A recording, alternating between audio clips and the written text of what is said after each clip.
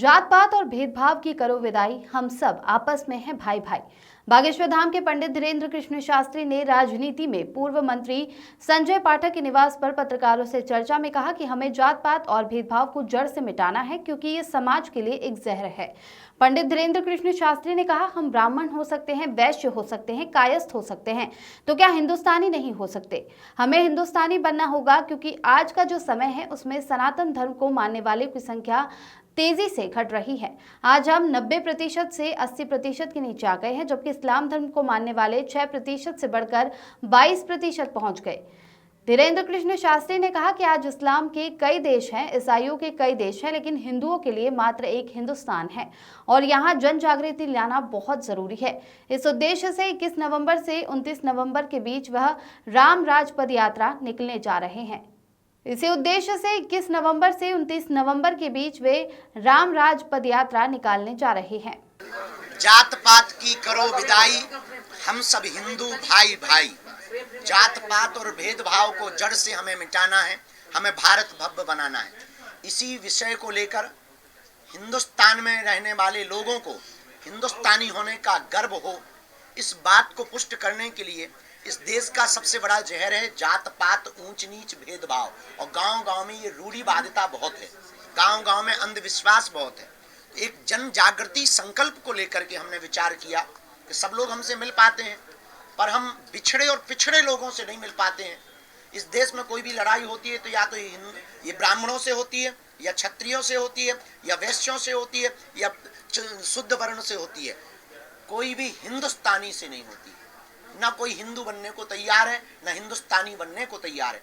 आने वाले 10-20 साल बाद एक ऐसा समय आएगा कि हम 90% से 80 के नीचे आ गए, और वो लोग मतलब इस्लाम धर्म के लोग अपनी जनसंख्या इतनी तेज से बढ़ा रहे हैं कि वो लोग 6% से 22% के ऊपर पहुंच गए।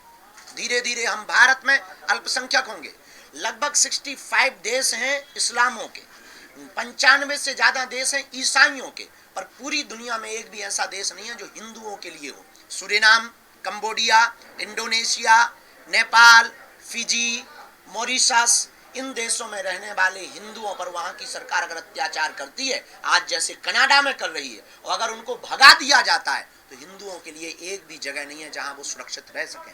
इस बात को लेकर के अब हमने ठाना है 21 नवंबर से 29 नवंबर तक हिंदुओं को जगाने के लिए हम 160 किलोमीटर की राम राजा ओरछा तक बागेश्वर धाम से पद यात्रा कर रहे हैं। बिछड़े और पिछड़े लोगों को गले लगाएंगे और हम भिक्षा मांगेंगे कि हिंदू एक हो जाओ और हम सब हिंदू एक हैं, इस बात की भिक्षा मांगेंगे। शेष आपके जो भी प्रश्न हो यात्रा से संबंधित अथवा जो भी आपके मन में भाव हो पूछ सकते हैं। तो बटेंगे पे जो चल रहा है, कटेंगे तो कटेंगे को लेकर के लगातार मुंबई में भी अब निमंत्रण छप रहे हैं शादी के, उसमें भी लिखा जा रहा है कि कटेंगे तो बटेंगे। बिल्कुल बटेंगे तो देखिए, एजे किसी भी राजनेता के ऊपर हमने ना आज तक टिप्पणियां की है, ना कोई जवाब दिया है।